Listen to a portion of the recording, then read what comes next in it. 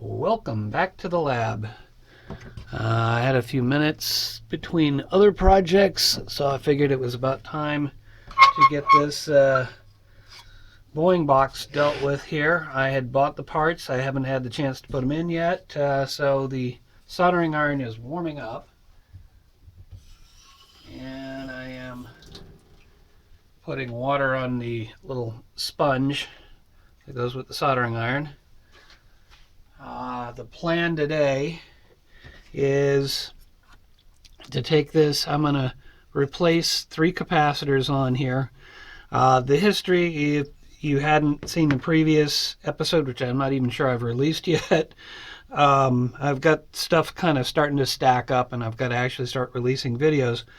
But if you plug this in, there's a little green indicator LED right here that pops on for just a moment and then right back off again. So there's a power supply problem of some sort. Something's causing it to shut itself down.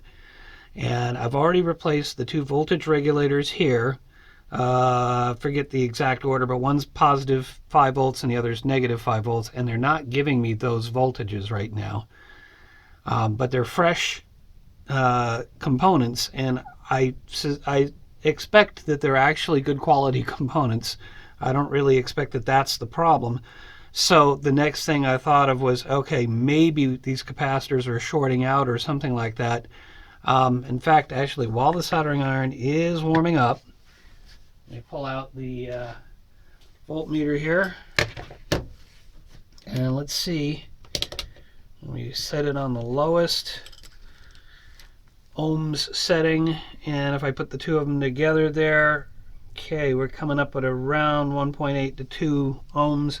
This is a cheap meter.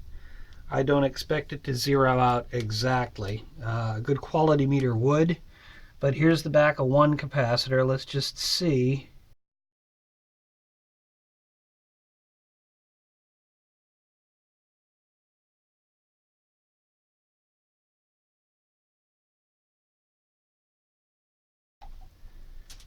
And start getting the other components ready. Let me see what I got here. This should be the capacitors that I bought off of DigiKey. I kind of like those boxes, and I like how they pack these things up. Not that it's the most important thing in the world, but I like how they do this. So this would be the replacement for the big one. And these are the replacements for the smaller ones, and these are audio rated capacitors. I figure since it's a Boing box, it's making noise, I might as well get the audio rated. They're slightly more expensive for the application, but not that much more. So there's probably literally a couple of dollars in these capacitors, and I ordered other components for the subwoofer project, which I am still working on. I haven't done an update on that video just yet, but if you're following that one, I tried to actually get it working. I tried replacing the most common cause is a couple of capacitors, and it's not always capacitors. I realize that. So far, everything I've done for trying to fix videos has been capacitor related. But I'd replaced the biggest capacitors in there. It was a challenge to get them in there because basically they're so large, and my soldering iron, as good as it is, still has its limitations in terms of how much heat it'll put out. Plus, it appears that they were using the lead-free solder, which creates a set of problems. If you want more info on that, go check out Big Clive. Watch him do a teardown and watch how he removes components. He will always put fresh solder on first with the lead just to be able to remove the component, because the lead-free solder is just that much harder to melt. So, all right, let's see if the soldering iron is not quite there yet.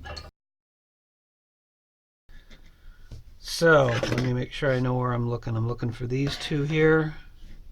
Should be those 2 right there.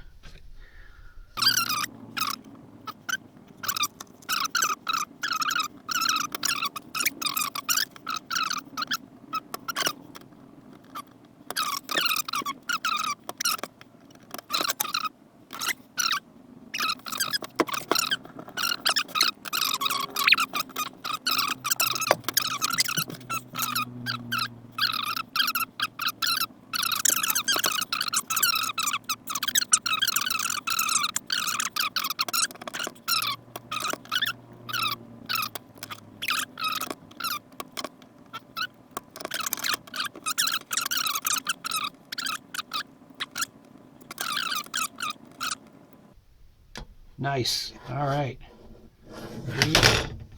We are out. Before I lose track, I need to make sure I know the negative side is on this side, and it is marked. I should have pointed that out earlier. It is marked on the board here. I need something to point with. We got a little screwdriver here. We've got the negative side here, and we got the positive with a plus sign right there. So I'm hoping that's all visible. But I got that out. Now the next thing I'm going to do is hold this up to the light and make sure that the holes are clear enough. Yes, they are. I can put the new capacitor on here.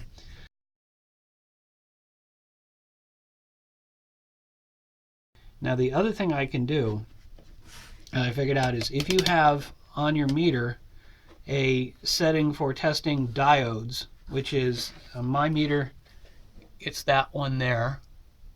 Make sure I got that in shot so you can see where the little dot is for the selector switch. What that does is it's going to put out a voltage to try and figure out at what point a diode starts to conduct. So it's putting out a voltage into the capacitor, and that's what I'm hoping to see is something going in. I'm getting nothing. So either my probes are messed up somehow, or this capacitor is dead as a doornail. And this is a Nichicon. This is a good capacitor. Let me try one more thing. I'm going to set it on voltage, and I'm going to see if there's a voltage actually in the capacitor. There we go. We got 2.43 volts in the capacitor. Oops. And if I leave it here for a while, what's going to happen is the meter is actually going to cause it to drain. Okay. So the other thing I can do is I can take actually probably a beefier screwdriver. You can discharge by just putting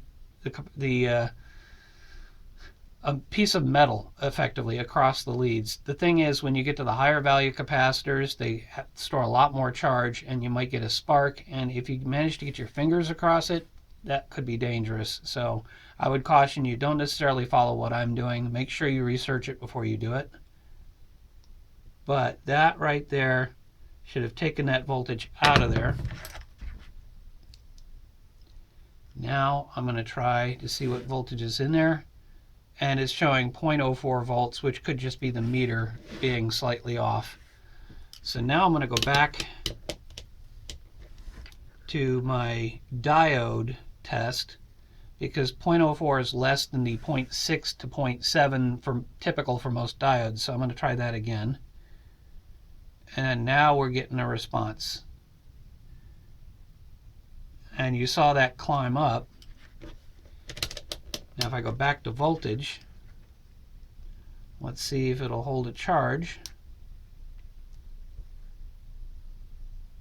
1.72 volts. So that pushed it all the way up to 1.72. If I then discharge and go back, well, actually, let's confirm that there's nothing left here. Oh, I didn't discharge it. So that's a discharge.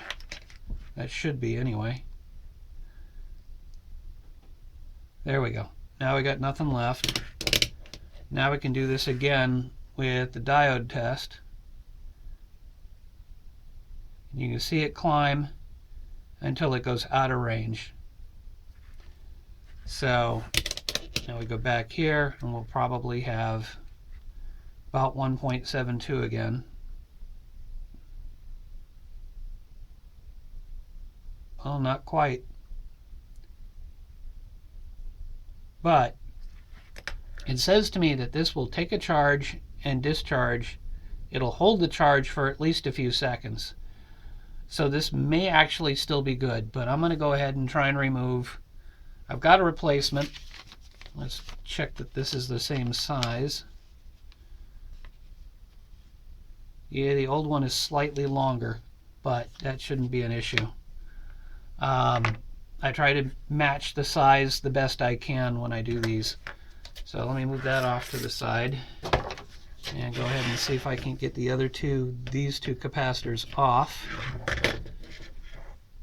And okay, that one's there.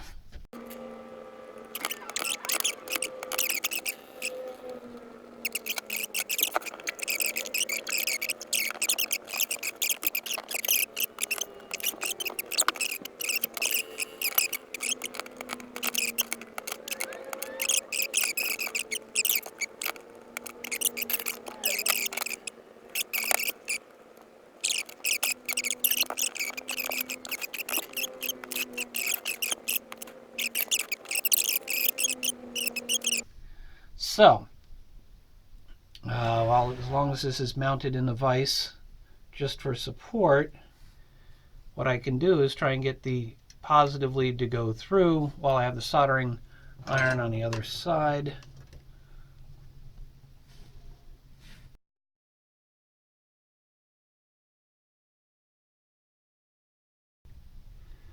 All right, wow, okay, well, that was just a crazy, crazy thing. I'm going to put that aside. I'm going to get the meter. We're going to run through the same series of tests on this one. We're currently at 20 volts. It's a tiny little capacitor. It would appear that it is not holding a charge. Okay. So it's already been shorted. But we're going to be sure about it. Then we're going to do a resistance test and see if this thing's shorted out.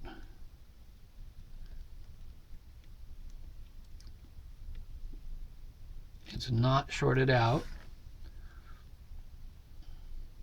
Double check that. Not shorted out. We'll try that resistance test. Now, of course, the leads are bending while I'm trying to do that.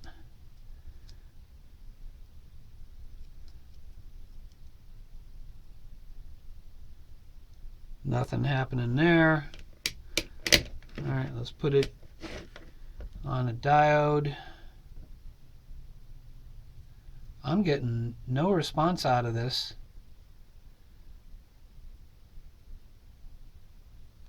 Which might mean that this is the component that died. It failed to open circuit. I've tried that, so now I'm going to go up to 20 volts here and see if there's a voltage on it. There we go, 2.3 volts. We'll watch it slowly. I would think it would drop. It's going up. That's odd.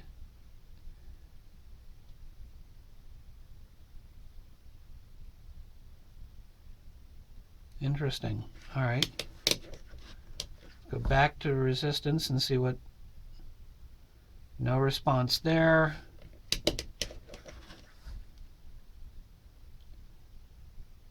Maybe if somebody's more of an expert of how to test capacitors without having an actual capacitance tester, just using a voltmeter, if somebody could chime in and tell us all what I'm doing right or doing wrong, or what these results that I've just done actually mean. But I suspect that this is actually a dead component that we just replaced. So now I got to get the other one off and get two on, and then we can get to the final testing.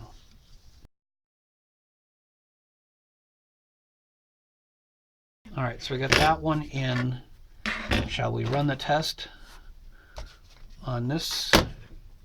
The fact that I'm getting different characteristics between these capacitors says to me that something's not quite right, so maybe replacing these capacitors will fix the problem. All right, no response there. Now, is it low resistance? This is at high resistance. No response there.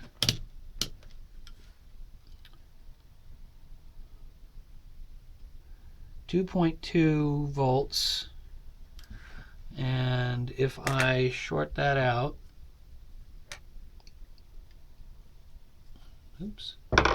That's not the same. Where's the... Oh, I see it now. I just want to put that across. Now I should have 0 volts or thereabouts. There we go, 0.01. If I now hook it up to the diode test, that should gradually charge it. There we go. And the other one came out at 1.5 or 1.7. Here we're at 1.9. So I don't know exactly how to read that. I'm going to go ahead and put this last one in, and then we'll plug it in and we'll wrap up.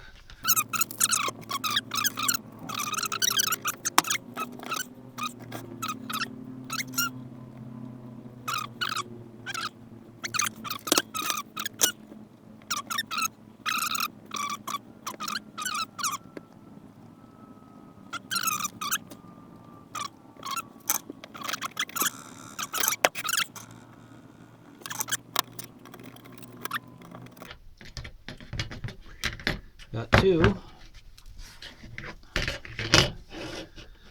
That capacitor's in place, not causing a problem. It's in the right orientation. I'm going to beat myself up over that for a while. All right, let me go get the power supply. I can disconnect the soldering iron. The rest of the unit is actually behind me. But now what happened last time, let me get this in the right orientation, is when I plugged the power in here, the green light here came on just briefly. I'm hoping upon hope that when I plug it in, the green light will stay on. So let's see what happens. That or we get smoke. I hope not smoke. The green light came on and went right back off. Came on rather decisively, but then went back off. All right, let's get the voltmeter. Let's see what kind of voltages we're getting.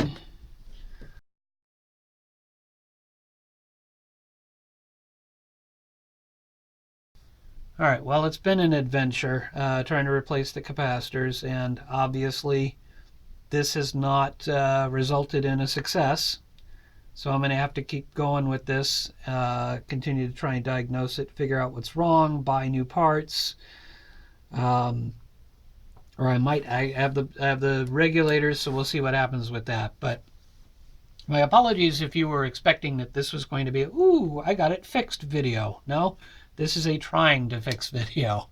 And that's the whole point of these videos, is sometimes you succeed, sometimes you don't. And if you don't, it's a question of whether you continue to try or you just at some point throw in the towel. And I'm going to continue to try, but I've got to do a little bit of reverse engineering to try and figure out what's wrong here.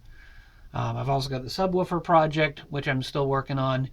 So I've got to do some reverse engineering there and figure that out, and then order up some parts and see what I can get fixed. So I appreciate you going along for the ride with me. And with that, I'm going to wrap it up and say, until next time, thanks for watching.